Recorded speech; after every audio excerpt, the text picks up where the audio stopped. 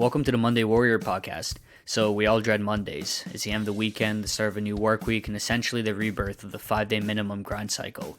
We've all heard of the term weekend warrior, where we suffer for the week to live it up for the weekends. But what if we didn't have to suffer for the week just to enjoy those 2 days off? What if we could actually enjoy more than 2 of the 7 days of the week? What if we could not only take back Monday, but also Tuesday, Wednesday, Thursday, and Friday?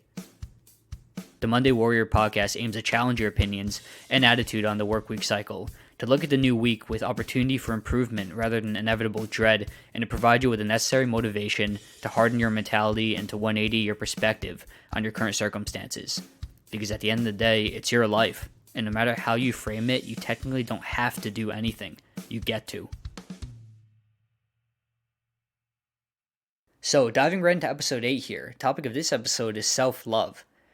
So, self-love is generally seen as some kind of self-appreciation. I think we can all understand that, whether it's in the form of maybe body positivity or it's just in the form as basic personal dignity. But there's actually a problem with self-love in society today, and the problem with the generally held definition of self-love is that it's often used as an excuse for complacency and indecency. That sounds like the exact opposite of what self-love is, so let me just get into this quickly so I can explain myself here.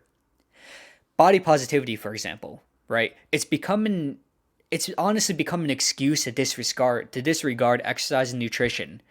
And how do I mean by this? I mean, so take someone who's morbidly obese, for example, and sees it and labels him or herself the current state as self-love, as body positivity and self-appreciation. That's the exact opposite of what self-love and self-appreciation truly is. Because you're letting yourself become unhealthy and you're using self-love to mask your own laziness and your incompetence with nutrition and exercise. But that's still seen as socially acceptable in the world today because that's just the definition of self-love now. On that same note, self-appreciation, it's now become an excuse for laziness and entitlement. Something like, oh, I'm too good to go to that university. I'm too good to go to that school, so you don't go to school at all. Or I'm too good to work that job, so you end up not working at all. And personal dignity is become an excuse for arrogance and for disrespect for others many times more often than not. So maybe, I don't know if someone comes from a wealthy background where everything was handed to them and he or she doesn't understand the merit of work, for just for a random example. And that can instill some kind of personal dignity and some kind of personal entitlement in that person because that wealth and those opportunities, they were always there for them, which can lead to arrogance and disrespect for other people who had to work their way up and who may not be in the same situation as them. Or just someone else who arbitrarily thinks that they're better than someone else. And that's not personal dignity to shit on a person who you think is beneath you. That's the exact opposite of personal dignity is. And this culture of self-love now it's just being mistaken for arrogance and for complacency. This mindset, right? This cultural mindset in today's day and age is kind of thinking it creates groups of people that form a fragile society with the expectations of praise without accomplishment, of reward without risk, and essentially of handouts without any work. And that's branded as self-love and deserving. I'm deserving of this because of my self-love through my endeavors and through my personal perception. And not only is this lazy, but it's also disrespectful to yourself. Because with that kind of ego and arrogance and laziness, you're essentially denying yourself even every small opportunity to grow.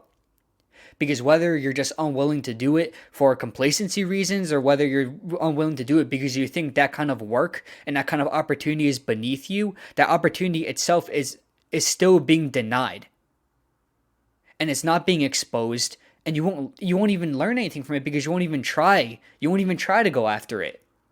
And this kind of mental pitfall is also disrespectful to the people who invest in you, to the people who count on you to be the person that they need you to be. You know, as I've said in one of the previous episodes, human beings, we sit on unlimited reservoirs of potential to be great. But those reservoirs need to be tapped into through opportunities, through getting after things, through trying new things, and through personal improvements. And by denying yourself that through complacency and believing that you have an entitled personal dignity and entitled self-appreciation. You deny yourself all of those opportunities to just become great at anything or to be even good at anything. Any kind of personal improvement as a functioning member of society, as a family member, or whatever the case may be. So now let's talk about what self-love truly is. Something that's been lost in time. Something that's been lost in translation with all these cultural shifts in the world today. So nobody ever talks about self-efficacy. Nobody ever talks about personal achievement and personal gratitude for accomplishing tasks, goals, whatever the case may be, outside of your perceived boundaries or comfort zones. And that is true self-appreciation, of putting yourself out there. And that kind of real, genuine self-love, that's a kind of love that warrants personal growth, development, and essentially that's a kind of love that allows yourself the opportunity for improvements as a self-aware human being who knows that improvements always need to be made. You know, whether you are wealthy in knowledge or money and you're sitting at the top of the hill, there's always something more to learn. And true self-love is understanding that. True self-love is giving yourself the opportunity to become a better person, the opportunity to try new things, the opportunity to appreciate yourself as a human being who sits on that untapped reservoir of limitless potential. So ingrain in your mind that appreciation needs to be earned by the day, every single day. And this will push you to try new tasks. It'll push you to go for new goals, to essentially improve on your weak points, to strengthen your strong points, and to grow into a better person overall, man, inside and out altogether, whether it's socially, emotionally, professionally, mentally, all of that. Putting yourself out there into these growth zones, out of your comfort zones, that's what's going to make you understand more of the world, understand more of your own abilities to succeed. And so even though you're shooting for success, for that self-appreciation, this is an analogy that's kind of like shoot for the moon. Even though you miss, you'll still land among the stars. Because through the process of trying, of exposing yourself, of vulnerability, that's when you'll truly understand your own work ethic and drive. And you'll actually start to genuinely appreciate yourself just for putting yourself out there. Win or fail, flag or fail, you put yourself out there. And that kind of genuine appreciation is that true self-love that'll fester. Because next time you'll know why you came up short. Because you tried and now you're learning. And you're allowing yourself to grow into a better person inside and out. That's self-love. Giving yourself that kind of opportunity. Never been to a gym before and now I'm here. Never worked a job, never been to school, and now I'm here. Never asked for help, and now I'm asking for help. All of these hypothetical situations is someone who truly loves him or herself because it's a person who wants to get better. And that's true love. Tapping into your own love and your own reservoir of limitless potential. That's true self-love. So the quote of this week's episode is a quote by Aristotle. There was never a genius without a tincture of madness. And I love this quote, man. And the way I see it is that, as Greg Plitt once said himself, your actions of personal betterment will shine as a spotlight on the failures of complacent individuals. As those individuals caught in the societal definition of self-love, of what's being culturally approved nowadays. And those people will hate you for that. They'll hate you for trying to better yourself because it'll shine on all of their weak points of whether they didn't want to do it. They didn't want to do what you're doing because the work is hard and they're lazy and they're complacent, or because it scares them, or because they see it as beneath them. It doesn't matter what the reason is. The work isn't being done, which is what matters. And they'll hate you so much for that because you're trying to better themselves and they know that they don't have what it takes, or they're not even trying to find what it takes to do what you're doing, and that jealousy and that envy comes out. And that really makes you question, what really is madness? What really is the madness that Aristotle was talking about here? What is madness in general? Madness is really just, it's uniqueness. It's a unique way of thinking. It's a unique mindset that's essentially outgrown the lackadaisical mind of society. Madness is almost forward thinking sometimes. And understand that it's a good thing.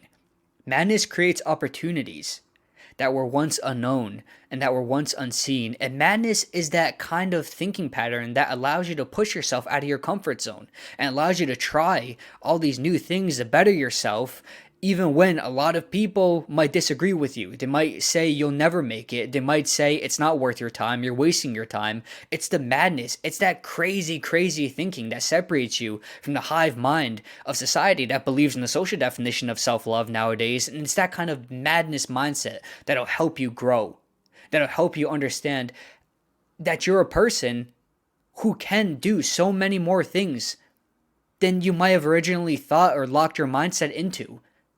Because society is limiting your growth.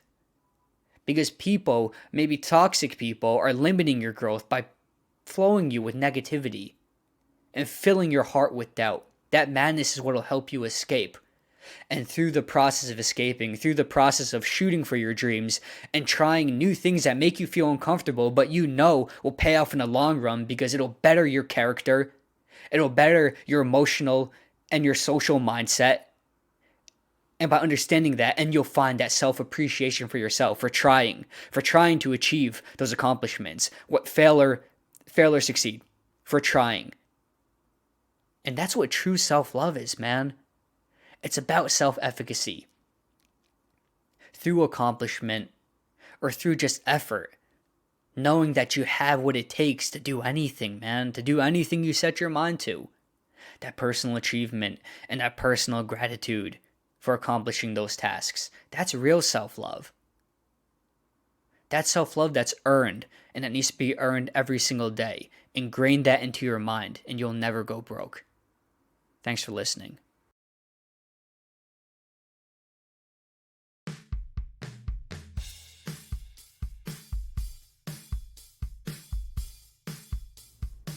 Thanks for tuning in to this episode of Monday Warrior. Thank you for your time and support. And be sure to keep an eye out for next week's episode that will be available for listening on Sunday night. The clock is ticking. Start and continue chasing the life that you want to live this week, the week after, and so forth. Stay driven, never settle, and never give up. Never forget that the shackles of restriction and limitation start and end in our minds. We are free the moment we and we alone tell ourselves so. Now go out there and tear this week to shreds.